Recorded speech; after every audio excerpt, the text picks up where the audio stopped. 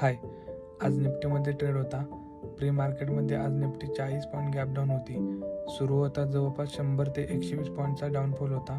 खालती 25,500चा round number असल्यामुळे आणि फ्रायडेला लॉस बुक केल्यामुळे चार्टला क्लिअर होऊन दिलं आणि राऊंड नंबरचा सपोर्ट घेऊन मार्केट अपसाईड मूव्ह होत होतं. जे सेलर ॲक्टिव्ह झाले आहेत त्या सेलरला मार्केट टार्गेट करू शकतं, कारण मार्केटमध्ये स्मार्ट मनी स्टॉप लॉस क्रिएट करतात आणि टार्गेट करतात.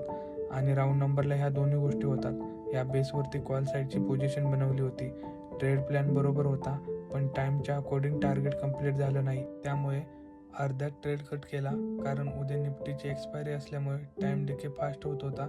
ऑप्शन प्रीमियम कमी होत होते, त्यामुळे टाईमच्या अकॉर्डिंग नॉर्मल प्रॉफिट बुकिंग केलं, कारण ट्रेडिंगमध्ये रूल मॅटर करतात.